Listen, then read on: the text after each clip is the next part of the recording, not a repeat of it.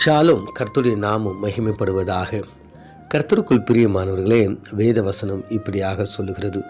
உம்முடைய ராஜ்யத்தில் ஒரு புருஷன் இருக்கிறான், அவனுக்குள் பரிசுத்த தேவனுடைய ஆவி இருக்கிறது. தானியேல் 5:11. கர்த்தருக்குள் பிரியமானவர்களே, தானியேல் என்கிற மனிதனை நாம் எல்லோரும் அறிந்தவர்களாய் இருக்கின்றோம். 3 முறை ஜெபித்தது யார் என்றால் தானியேல். இஸ்ரவேல் மக்களுடைய அந்த அடிமைத்தனத்திலிருந்து அவர்கள் திரும்பவும் அவருடைய சொந்த தேசத்திற்கு கொண்டு போக காரணமாயிருந்தது யார் என்றால் தானியேல்.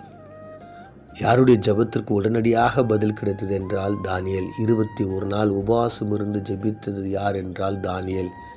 ராஜாவினுடைய விருந்துக்கு அவர் வேண்டாம் என்று சொல்லி, நான் தேவனுக்கு விருப்பமில்லாத காரியத்தை செய்ய மாட்டேன் என்று சொன்னது யார் என்றால் தானியேல். சிலை வணக்கத்திற்கு நோ சொன்னது தானியேல். அவருடைய நண்பர்கள் அக்னி ஜுவாலையில் போடப்படும் போது தேவனை எப்படி விடுதலை ஆக்கினார்.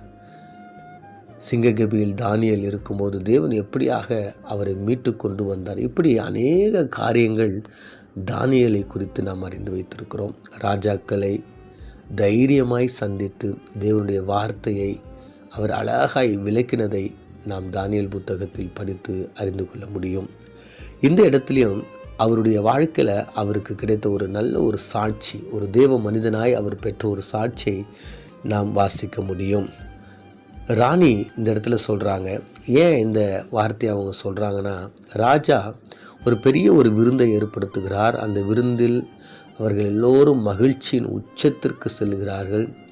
அதன் விளைவாக ராஜா எருசலேமிலிருந்து கொண்டு வரப்பட்ட தேவனுடைய ஆலயத்தினுடைய பொற்பாத்திரங்களில் மதுவை அருந்த வேண்டும் என்று அவன் நினைக்கிறான். அதை கொண்டு வர சொல்லி அப்படியாக அவன் செய்யும் பொழுது ஒரு கை சுவற்றில் ஒரு காரியத்தை, ஒரு வார்த்தையை எழுதுகிறது. அதனால் அவர் பயந்து போய் கலக்கமடைந்து திகில் அடைந்து தன்னுடைய சரீரத்தில் அநேக மாற்றங்கள், இப்படிப்பட்ட ஒரு சூழ்நிலையில் அவர் இருக்கிறார். இந்த நிலையை அறிந்த ராணி சொல்கிறாங்க, அந்த வார்த்தைக்கு அர்த்தத்தை சொல்லணும்னா இங்கே யாராலையும் சொல்ல முடியாது. ஒரு மனிதன் இருக்கிறார், அவர் சொல்லுவார். அவர் யார் என்றால், உம்முடைய ராஜ்யத்திலே ஒரு புருஷன் இருக்கிறார், அவனுக்குள் பரிசுத்த தேவனுடைய ஆவி இருக்கிறது. உம்முடைய பிதாவின் நாட்களில் வெளிச்சமும் விவேகமும் தேவர்களின் ஞானத்திற்கொத்த ஞானமும் அவனிடத்தில் காணப்பட்டது. அப்போ அவங்கள குறித்து ஒரு புறஜாதி ஒரு மனுஷங்க சொல்லுகின்ற ஒரு காரியம் என்னவென்றால், இவர் தேவனுடைய மனுஷனாய் இருக்கிறார், அவருக்குள் பரிசுத்த தேவனுடைய ஆவி இருக்கிறது. அவர் பார்த்தீங்கன்னா எப்படிப்பட்ட ஞானமுடையவராய் அவர் இருக்கிறார் என்று சொல்லப்படுகிறார். அப்போ தானியேல் பாருங்க, ஒரு தேசத்தில் அவர் வாழ்கிறார், புறஜாதி மக்கள் மத்தியில் வாழ்கிறார், அந்நியர்கள் மத்தியில் வாழ்ந்து கொண்டிருக்கிறார், நம்முடைய தேவனை அறியாத மக்கள் மத்தியில் வாழ்ந்து கொண்டிருக்கிறார். ஆனால் அவருடைய சாட்சி பாருங்க, அந்த தேசத்து ராணி சொல்கிறாங்க, அவர்கிட்ட தேவனுடைய ஆவி இருக்கு, இந்த ஸ்பிரிட் ஆஃப் காட் அவருக்குள்ளாக இருக்கிறாங்க. அதனால தான் அவருடைய வாழ்க்கையில் ஜெயமாய் இருக்கிறது. அவர் ஞானம் உள்ளவராக இருக்கிறார். உன்னுடைய தகப்பனுடைய காலத்தில் கூட அவர் விவேகமும் வெளிச்சமும் உள்ள தேவர்களின் ஞானத்திற்கோத்த ஞானம் அவர்கிட்ட காணப்பட்டுச்சுன்னு சொல்லிட்டு அவரை குறித்து சாட்சி சொல்கிறாங்க. அப்போ கர்த்தருக்குள் பிரியமானவர்களே, நீங்களும் நானும் இப்படிப்பட்ட ஒரு சாட்சியை உடையவர்களாக இருக்க வேண்டும். நாம் வசிக்கிற இடங்களில், வேலை செய்கிற இடங்களில், புறஜாதி நண்பர்கள் மத்தியில், உறவினர்கள் மத்தியில் நாம் இப்படிப்பட்ட ஒரு சாட்சியை பெறுகிறவர்களாய் இருக்க வேண்டும். தேவனுடைய ஆவியை நீங்கள் பெற்றவர்களாய் இருக்க வேண்டும். தேவனுடைய ஆவியை நீங்கள் உடையவர்களாய் இருக்க வேண்டும்.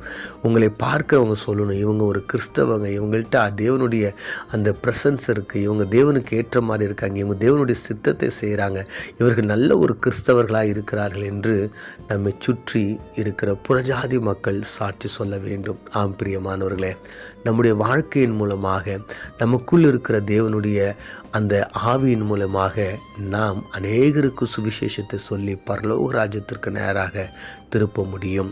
ஒருவேளை தானியேலை போல தேவனுடைய ஆவியை நீங்கள் பெற்றிருக்கிறீங்களா? பரிசுத்த ஆவியானவர் உங்களுக்குள்ளே இருக்கிறாரா? உங்களுடைய சரீரத்தில் அவர் தங்குகிற ஒரு ஆலயம் உங்களுடைய சரீரத்தை நீங்கள் மாற்றி வச்சிருக்கிறீங்களா? கண்களை மூடி நம்ம ஜெபிப்போம். எங்களை அதிகமாய் நேசிக்கிற எங்கள் நல்ல தகப்பனே, தானியேல் என்கிற தேவ மனிதனை குறித்து நாங்கள் ஆண்டவரை தியானித்தோம். ஆண்டவரே, அவர்கிட்ட ஆண்டவரே உம்முடைய ஆவி இருந்ததாக நாங்கள் வாசிக்கிறோம். ஆண்டவரே, உம்முடைய ஆவி அது பலப்படுத்தும், போஷிக்கும், தாங்கும், தப்புவிக்கும், வழிநடத்தும். சாமி, தானியேல் என்கிற தேவ மனிதனை கூட ஆண்டவரே நீர் அப்படியாக வழிநடத்தி இன்று எங்களுக்கு மாதிரியாக வைத்திருக்கிறீங்க. புறஜாதி மக்கள் மத்தியில், புறஜாதி தேசத்தில் ஆண்டவரே உமக்கு அவர் சாட்சி உள்ளவராய், உம்முடைய ஆவியை உடையவராய் இருந்தது போல ஆண்டவரே நாங்களும் ஆண்டவரே அப்படிப்பட்ட ஒரு சாட்சிக்குள்ளாக நாங்கள் கடந்து போக எங்களுக்கு உதவி செய்யும்படியாய் இயேசுவின் மூலம் ஜெபிக்கிறோம் நல்ல பிதாவே, ஆமென்.